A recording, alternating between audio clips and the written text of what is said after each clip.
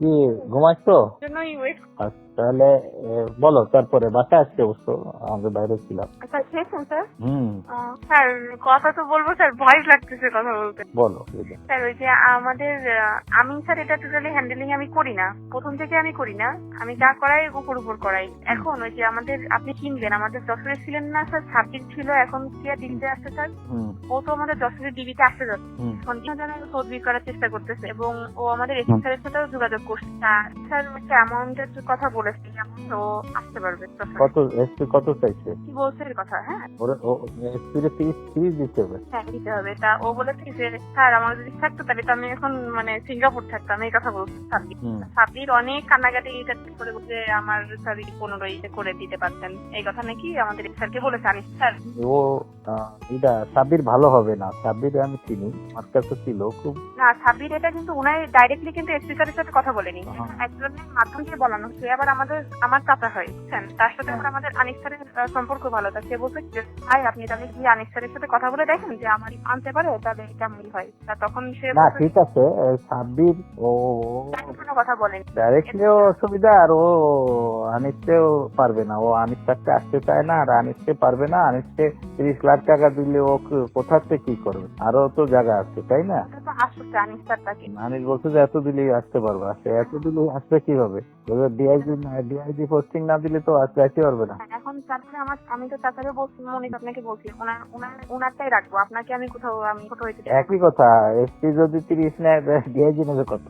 DIG তো বক্তব্য এখন ও তো 30-এ রাজি হচ্ছে না। ও বলছে যে আমি যদি ও ইনফ্যাক্ট ওরে না দেওয়া ভালো ওরে, কারণ ও মানুষের পর্যায়ে পড়ে না, ও খুব দুষ্টু লোক। ও ওই জায়গায় বসে ভালো কামাই করতেছে, ভাগ দেওয়া লাগতেছে না, ও দিয়ে ওর ভালো।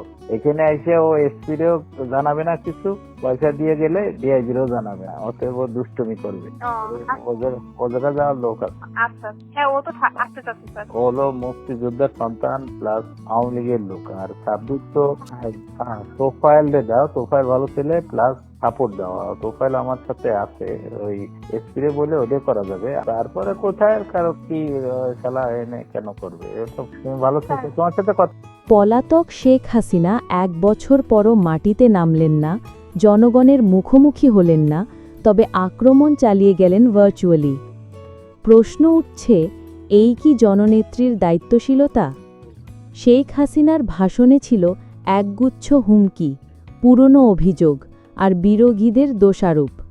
কিন্তু প্রশ্ন হচ্ছে, নির্বাচন নিয়ে কোনো জবাব নেই।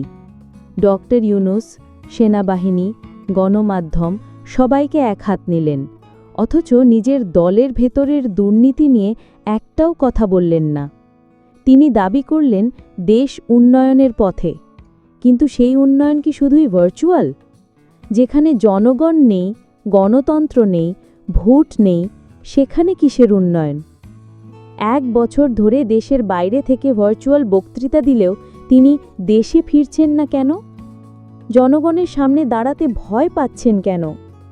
আইন আদালতের মুখোমুখি না হয়ে কেবল হুমকি ধামকি দিলেই কি নেতৃত্ব প্রমাণিত হয়? এটাই কি সেই নেতৃত্ব যার উপর বাংলাদেশ ভরসা রাখবে? বাংলাদেশের ভবিষ্যৎ কি ভার্চুয়াল বক্তৃতায় বন্দী থাকবে, নাকি জনগণ এবার নিজেদের সিদ্ধান্ত নেবে মাঠে নেমে? আপনার মতে শেখ হাসিনার ভার্চুয়াল বক্তব্য কি বাস্তব রাজনৈতিক দায় এড়ানোর চেষ্টা, নাকি কৌশলগত পাল্টা আক্রমণ? তো আজকে এই পর্যন্তই, কিন্তু প্রশ্নগুলো এখানেই শেষ নয়। এই দেশ, এই রাজনীতি, এটা আমাদের সবার। আপনি, আমি, আমরা সবাই মিলে গড়ে তুলব সচেতনতার একটা মঞ্চ। আপনার ভাবনা, আপনার চিন্তা এবং আপনার মতামত আমাদের দরকার। তাই কমেন্টে লিখে জানান এই মুহূর্তে আপনি কি ভাবছেন এবং আপনি কোন দিকে তাকাচ্ছেন।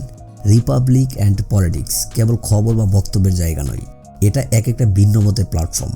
এখানে প্রশ্ন করার সাহস আছে, সত্যের পেছনে ছুটে চলার স্পর্ধা আছে। চ্যানেলটি ভালো লাগলে অবশ্যই সাবস্ক্রাইব করে পাশে থাকুন, কারণ একটা ক্লিকেই হতে পারে হাজারো অন্ধকার ভেদ করে আলো খোঁজা শুরু। ফিরছি পরের পর্বে আরও খোলামেলা বিশ্লেষণ নিয়ে। সে পর্যন্ত সবাই ভালো থাকুন, সুস্থ থাকুন। আল্লাহ হাফেজ।